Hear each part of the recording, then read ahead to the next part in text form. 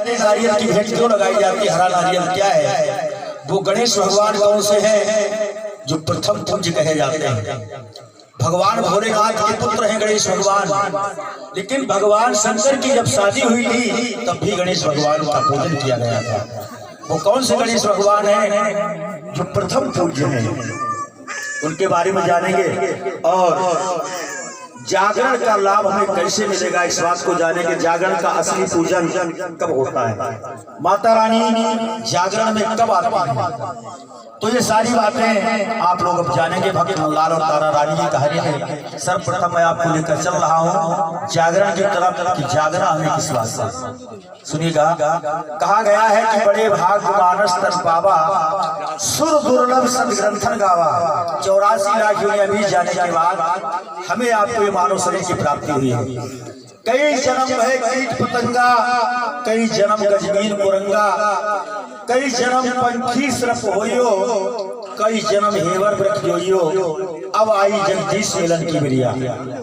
कई जन्म हम पेड़ पत्थर बने, 84 लाख योनियों में भटकते रहे, भैंस बने, घोड़ा बने, गधा बने, नाना प्रकार के गंदी नाली की कीड़ा मकोड़ा, 84 लाख प्रकार की योनियां हैं। इन सारी योनियों में भ्रमण करने के बाद हमें अब बाबा को मानव तन की प्राप्ति हुई है। इस मानव शरीर के लिए बाबा ने भी रामायण में कहा है कि जीव चराचर जाचक ही नर समान कबनो नहीं गई। जो मानव तन है एक प्रधान योनि है, इसको हीरा जन्म बताया गया है, क्योंकि मानव योनि में जितनी विशेषताएं हैं इतनी विशेषता किसी योनि के अंदर नहीं है। हम आप सुंदर सुंदर महल बनाकर रहते हैं, अच्छा अच्छा भोजन खाते हैं, अच्छे अच्छे वस्त्रों को पहनते हैं, हमारे अंदर विवेक है, सही क्या है गलत क्या है इसका भी हमें आपको खूब अंदाजा है, खूब अच्छी तरीके से समझते हैं। सही बात क्या है, गलत बात क्या है, अच्छे बुरे की पहचान हमें आपको है। ऐसा विवेक परमपिता परमात्मा इस मानव तन के अंदर दिया है। ये शरीर 5 तत्वों से निर्मित है। चित्त जल पावक गगन समीरा, पंच तत्व यह रचा शरीरा। 5 तत्वों से शरीर रचा हुआ है। इसके अंदर 5 प्राण हैं जिनका नाम है मुख्य प्राण, अपान प्राण, समान प्राण, बयान प्राण, उदान प्राण। ये 5 प्राण है शरीर के अंदर। 10 इंद्रियां हैं, 5 कर्म इंद्रियां हैं, 5 ज्ञान इंद्रियां हैं, 4 अंतःकरण है, मन बुद्धि चित्त अहंकार।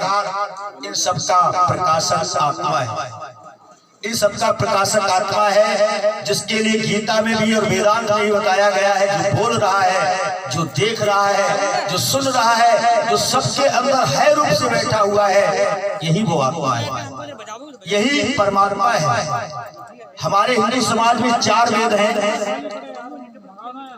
आप लोग बड़े ध्यान से सुनिएगा, क्योंकि आप अभी तक खूब सुंदर सुंदर गुणगान सुनते रहे।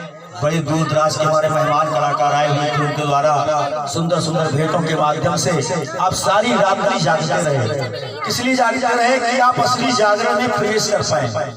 अब माता रानी का असली जागरण शुरू हो रहा है। अभी आपको जागरण का महत्व बताया जा रहा है कि जागना हमें किस वास्ते, ये बात आप लोग जानिएगा बहुत अच्छी तरीके से। तो हमें ये जागना है कि मैं कौन हूँ। मैं जब जानवर की योनि में गया तो अपने आप को जानवर मान रहा था।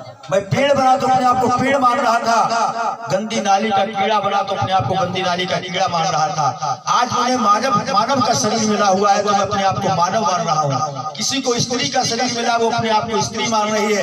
कोई बूढ़ा है, कोई जवान है, कोई बच्चा है, तो सब अपने आप को ऐसा ही मान रहे हैं कि मैं बच्चा हूँ, मैं जवान हूँ, मैं बूढ़ा हूँ। कोई अगर धनवान है तो अपने आप को धनवान मान रहा है, कोई अगर निर्धन है तो अपने आप को निर्धन मान रहा है, कोई अगर पढ़ा लिखा है तो अपने आप को पढ़ा लिखा मान रहा है। हकीकत में ये हम नहीं है, हमारा स्वरूप ये नहीं है। हम पैदा होने वाले मरने वाले नहीं हैं। अपने आप को पहचानो। हमारे हिंदू समाज में 4 वेद हैं। 4 वेदों में 1 लाख ऋचाएं हैं और 1 लाख ऋचाओं के अंदर 80,000 ऋचाएं जो हैं वो कर्म कांड के अंतर्गत आती है।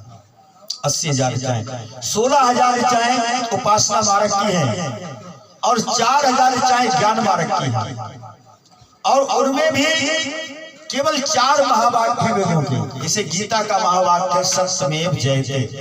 गीता का महावाक्य है, पूरी गीता का सार इस महावाक्य के अंदर रखा हुआ है, सत्यमेव जयते। इसी प्रकार से 4 वेद हैं, 4 वेदों के 4 महावाक्य हैं। वो महावाक्य कौन से हैं? प्रथम वेद का महावाक्य है अहम ब्रह्मास्मि, मतलब मैं ब्रह्म हूं, मैं ब्रह्म हूं, मैं शरीर नहीं हूं, ये शरीर मेरा है। जैसे कि ये पीताम्बर मेरा है तो पीताम्बर अलग है और मैं अलग हूं। ये माइक मेरा है, माइक अलग है और मैं अलग हूं। इसी प्रकार से हाथ मेरे हैं, हाथ मैं नहीं हूं। इस सर मेरा है, सर मैं नहीं हूं। पैर मेरे हैं, पैर मैं नहीं हूं। इस शरीर मेरा है, शरीर मैं नहीं हूं। आखिर मैं कहूंगा तो कहा है संतों ने, वे शास्त्रों में भी कहा गया है कि जिसने अपने आप से मुलाकात कर ली उसने जहां में बहुत बड़ी बात कर ली। जागना है तो इस बात से जागो, अगर इस बात से जो जाग गया तो उसका जागरण पूरा हो गया। और जो इस बात से नहीं जागा तो चाहे कितने भी जागरण करते रहो, हम जाग नहीं पाएंगे। हम तो बही के बही रहेंगे, हम तो बही के बही रहेंगे। और अगर इस बात से जाग गए तो आपके अंदर से सारे भय निकल जाएंगे, आप अमर बन जाएंगे। कैसे मिलता है? क्योंकि जागरण में सत्संग सुनाया जाता है। अब जो शुरू हो रहा है असली जागरण, तो शब्दों के माध्यम से अमृत मिलता है। क्योंकि शब्द का कोई अर्थ होता है, अर्थ का कोई लक्ष्य होता है और लक्ष्य की कोई मंजिल होती है। तो इसी प्रकार से जो आपको ये बताया जा रहा है कि प्रथम वेद का महावाक्य है अहम ब्रह्मास्मि, मैं ब्रह्म हूं, अपने आप को पहचानो। दूसरे वेद का महावाक्य है अयम आत्मा ब्रह्म, अयम आत्मा, जो हमारे शरीर के अंदर आत्मा है, जो बोल रही है, जो देख रही है, जिसके होने से पूरा शरीर प्रकाशित हो रहा है। अयम आत्मा ब्रह्म, ये आत्मा जो है यही परमात्मा है, यही ब्रह्म है। प्रज्ञानम ब्रह्म, ये तीसरी वेद का महावाक्य है प्रज्ञानम ब्रह्म, जो आपके अंदर जानने वाला बैठा हुआ है यही परमात्मा है, यही परमात्मा है, इसको पहचानो। तत्त्वमसि, चौथे वेद का महावाक्य है तत्त्वमसि, वो तुम हो कोई दूसरा नहीं, वो तुम हो कोई दूसरा नहीं। हम सबको जानते हैं, देवी देवताओं को जानते हैं, धर्म पंथ मजहब को जानते हैं, नातेदार रिश्तेदारों को जानते हैं, सगे संबंधियों को जानते हैं, सबको जानते हैं। खुद को जानते हैं? खुद को नहीं जानते। बस इसी बात से सोए हुए हैं, इसीलिए हमें मानव शरीर मिला हुआ है। इस बात से अगर जाग गए तो जागरण हो गया। बस जीवन में मानव जीवन का लक्ष्य ये है कि आप जाग जाओ। संत महापुरुष सभी कहते हैं जागो जागो, अब जागने की बारी आई है। जागो जागो, अब जागने की बारी आई है। तो जागना किस बात से? जागना इसी बात से कि मैं स्त्री पुरुष ब्राह्मण वैश्य शूद्र क्षत्रिय नहीं हूँ, मैं पैदा होने वाला मरने वाला नहीं हूँ, मैं तो अजर अमर अविनाशी हूँ। और बाबा ने भी रामायण में लिखा है ईश्वर अंश जीव अविनाशी, चेतन अमर सहज सुख राशि। जो ईश्वर का अंश है सबके अंदर विराजमान, तो ईश्वर का अंश कैसा होगा? ईश्वर जैसा ही होगा। मनुष्य का बच्चा मनुष्य जैसा होता है, और वो ईश्वर का अंश कैसा है? अजर अमर अविनाशी, पैदा होने वाला मरने वाला नहीं। तो अपने आप से मुलाकात करो, कोई सच्चे गुरु की तलाश करो, क्योंकि ये काम बगैर गुरु के नहीं होगा।